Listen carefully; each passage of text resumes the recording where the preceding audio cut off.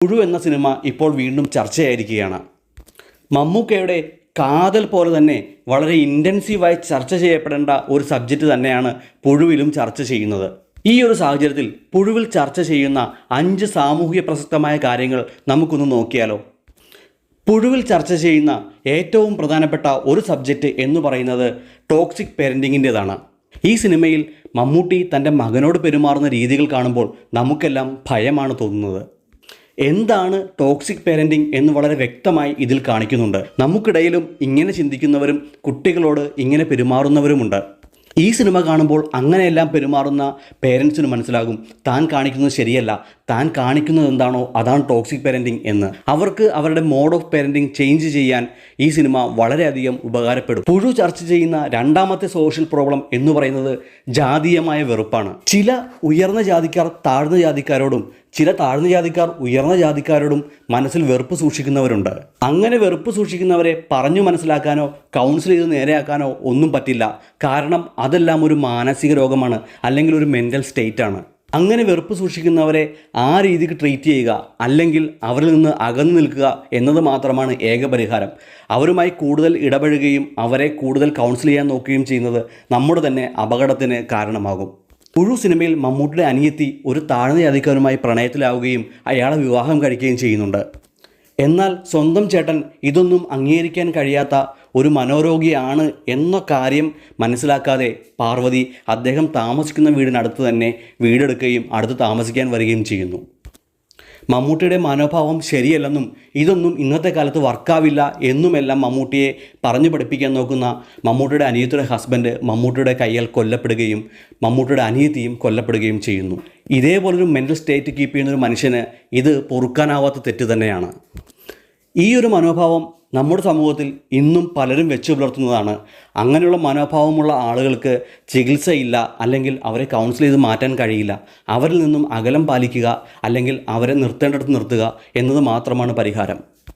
മൂന്നാമത്തെ ഒരു social problem എന്ന് പറയുന്നത് മതപരമായ വെറുപ്പാണ്. മതം എന്ന സിസ്റ്റം തന്നെ വെറുപ്പിൻ്റെ ഒരു ഭാഗമാണ്. ഒരു സെറ്റ് ഓഫ് മനുഷ്യനെ മറ്റൊരു സെറ്റ് ഓഫ് മനുഷ്യരിൽ നിന്ന് വേർതിരിച്ചു മാറ്റുന്ന ഒരു ഘടകമാണ് മതം.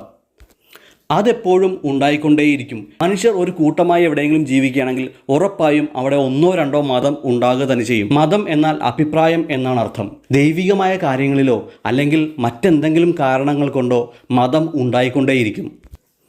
ഇന്ത്യയുടെ കാര്യം എടുക്കുകയാണെങ്കിൽ ഇന്ത്യയിൽ തന്നെ പലതരം മതങ്ങളുണ്ട്. ഇസ്ലാം മതം, ഹിന്ദു മതം, ക്രിസ്തു മതം, സിഖ് മതം, ജൈന മതം, അങ്ങനെ പല മതങ്ങൾ. അപ്പോൾ നമ്മൾ വിചാരിക്കും ഇവിടെ പല മതങ്ങളുള്ളത് കൊണ്ടാണ് മതസ്പർദ്ധയും മതവെറുപ്പും ഉണ്ടാകുന്നത് എന്ന്. എന്നാൽ ഒരു മതം മാത്രമുള്ള രാജ്യങ്ങൾ എടുത്തു നോക്കുകയാണെങ്കിൽ, ഉദാഹരണം ഇസ്ലാം മതം മാത്രമുള്ള രാജ്യങ്ങൾ എടുത്തു നോക്കുകയാണെങ്കിൽ അവിടെ തന്നെ ഇസ്ലാം മതത്തിനുള്ളിൽ പല പല മതങ്ങൾ നമുക്ക് കാണാൻ കഴിയും. ഷിയ എന്നും സുന്നി എന്നും അങ്ങനെ പല പല പേരുകളിൽ പല പല മതങ്ങളായി അവർ മാറും. കാരണം മനുഷ്യർക്കൊരിക്കലും ഒറ്റക്കെട്ടായി നിൽക്കാൻ കഴിയില്ല. അവർക്ക് വെറുക്കാനുള്ള കാരണങ്ങൾ കണ്ടെത്തണം. അതിനുവേണ്ടി അവർ പുതിയ പുതിയ മാർഗ്ഗങ്ങൾ കണ്ടെത്തും. അവരുടെ തന്നെ വിശ്വാസമുള്ള ഒരു പുസ്തകത്തിലാണെങ്കിൽ പോലും പല രീതിയിൽ വ്യാഖ്യാനിച്ച് അവർ അത് വീണ്ടും പല പല മതങ്ങളാക്കി മാറ്റും.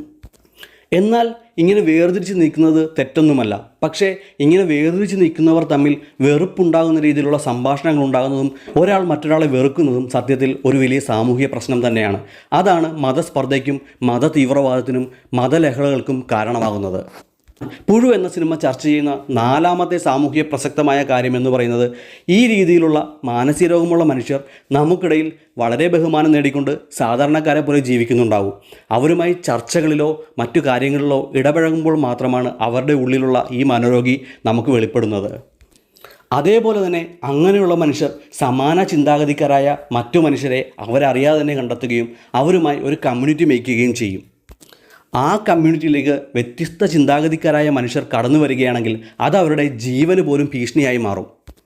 നമ്മുടെ നാട്ടിൽ അങ്ങനെ പാർട്ടി ഗ്രാമങ്ങളും മത കോളനികളും ഉണ്ടാകുന്നത് നമ്മൾ കണ്ടിട്ടുണ്ട്. പുഴു എന്ന സിനിമയിൽ മമ്മൂട്ടിയോടൊപ്പം അതേപോലെ സമാന ചിന്താഗതിക്കാരായ കുറേ ആളുകൾ ചേർന്ന് ഒരു ഫ്ലാറ്റിൽ ഒരുമിച്ച് ജീവിക്കുകയാണ്. അങ്ങോട്ടേക്കാണ് മമ്മൂട്ടിയുടെ അനിയത്തി അന്യജാതിക്കാരനായ ഒരാളെ വിവാഹം കഴിച്ച് താമസിക്കാനായി വരുന്നത്. അതാണ് അവരുടെ ജീവന് പോലും ഭീഷണിയാകുന്ന ഒരു പ്രശ്നമായി മാറുന്നത്. ഇങ്ങനെയുള്ള മനോഭാവത്തോടെ ജീവിക്കുന്ന ആളുകൾ ജീവിക്കുന്ന സ്ഥലങ്ങളിൽ നിന്നും പരമാവധി മാറി ജീവിക്കുക എന്നത് തന്നെയാണ് എന്തുകൊണ്ടും സേഫ്. കാരണം ഇങ്ങനെയുള്ള ആളുകൾക്ക് മനോരോഗമാണ്. അവരെ ചികിത്സിച്ച് ഭേദമാക്കാനോ അല്ലെങ്കിൽ കൗൺസിൽ ചെയ്ത് നന്നാക്കാനോ ഒന്നും ഒരിക്കലും കഴിയില്ല. അങ്ങനെയല്ലെങ്കിൽ അവരോടൊപ്പം താമസിക്കുകയാണെങ്കിൽ അവരുടെ ഐഡിയോളജികൾ ചേഞ്ച് ആക്കാതെ അല്ലെങ്കിൽ അവരുമായി തർക്കത്തിൽ ഏർപ്പെടാതെ ഒരു അഡ്ജസ്റ്റ്മെൻറ്റിൽ ജീവിച്ചു പോകുന്നതായിരിക്കും എന്തുകൊണ്ടും നല്ലത്. പുഴു എന്ന സിനിമ ചർച്ച ചെയ്യുന്ന അഞ്ചാമത്തെ ഒരു ഫാക്ടർ എന്ന് പറയുന്നത് മതം, ജാതി, വർണ്ണം അല്ലെങ്കിൽ കാറ്റഗറി എന്നുള്ള രീതിയിലെല്ലാം ഒരു മനോരോഗിയെപ്പോലെ വെറുപ്പ് സൂക്ഷിക്കുന്ന മനുഷ്യർക്ക് അധികാരം കയ്യിൽ കിട്ടുകയാണെങ്കിൽ അവർ ചെയ്യുന്ന നരഹത്യകളോ അല്ലെങ്കിൽ സാമൂഹ്യദ്രോഹങ്ങളോ കണക്കില്ലാത്തതായിരിക്കും എന്നതാണ്. അതായത് ഹിറ്റ്ലർ നടത്തിയ ജൂതക്കുരുതികൾ പോലെയുള്ള സംഭവങ്ങൾ നമ്മുടെ നാട്ടിൽ ചെറുതും വലുതുമായി ചെറിയ ചെറിയ ഓഫീസുകളിലും ചില സർക്കാർ സ്ഥാപനങ്ങളിലും ചില പ്രൈവറ്റ് സ്ഥാപനങ്ങളിലും എല്ലാം നടക്കുന്നുണ്ട്. എന്നാൽ നമ്മൾ അതറിയുന്നില്ല. അങ്ങോട്ട് ചെന്ന് ഇൻവോൾവ് ആകുമ്പോൾ മാത്രമേ നമ്മൾ ഇതറിയുന്നുള്ളൂ.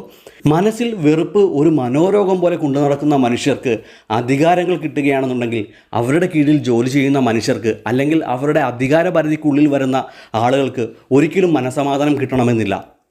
അങ്ങനെയുള്ള വെറുപ്പുള്ള മനോരോഗികളായ മനുഷ്യരെ നമ്മൾ ഐഡൻറ്റിഫൈ ചെയ്യുകയും ജനാധിപത്യം എന്ന ടൂൾ ഉപയോഗിച്ചുകൊണ്ട് അവരെ അധികാര സ്ഥാനങ്ങളിൽ എത്താതിരിക്കാൻ പരമാവധി ശ്രദ്ധിക്കുകയും ചെയ്യുകയാണ് നമ്മളെപ്പോലത്തെ മനുഷ്യർക്ക് ചെയ്യാൻ പറ്റുന്ന ഒരേ ഒരു വഴി. പുഴു എന്ന സിനിമയിൽ മമ്മൂട്ടിയുടെ പൂർവ്വകാലം പറയുമ്പോൾ അദ്ദേഹം ഒരു പോലീസ് ഉദ്യോഗസ്ഥനാണെന്നും അദ്ദേഹം തീവ്രവാദത്തിൻ്റെ പേരിൽ ഒരു വലിയ മുസ്ലിം വേട്ട തന്നെ ബാംഗ്ലൂരിലോ മറ്റോ നടത്തിയതായും കാണിക്കുന്നുണ്ട്. അതിൻ്റെ പ്രതികാരമെന്നോണമാണ് ക്ലൈമാക്സിൽ ഒരു കുട്ടി ഒരു പുഴുവിനെ പോലെ അദ്ദേഹത്തിൻ്റെ സംരക്ഷണ കേന്ദ്രത്തിൽ കടന്നു വന്ന് അദ്ദേഹത്തെ കൊലപ്പെടുത്തിയിട്ട് പോകുന്നത്. ഇനി സിനിമ ഹിന്ദു വിരുദ്ധമാണ് അല്ലെങ്കിൽ ബ്രാഹ്മണ വിരുദ്ധമാണ് എന്ന് ചിന്തിക്കുന്നവർ മനസ്സിലാക്കേണ്ട ഒരു കാര്യമുണ്ട്. പുഴു എന്ന സിനിമയുടെ ബേസ് തന്നെ ഹിന്ദു പുരാണമായ മഹാഭാരതത്തെ ബേസ് ചെയ്തിട്ടുള്ളതാണ്. മഹാഭാരതത്തിലെ പരീക്ഷിത് രാജാവിൻ്റെ കഥയാണ് യഥാർത്ഥത്തിൽ പുഴു എന്ന സിനിമയുടെ അടിത്തറ തന്നെ. അതുകൊണ്ട് തന്നെ പുഴു ഒരിക്കലും ഒരു ഹിന്ദു വിരുദ്ധമായ സിനിമയല്ല.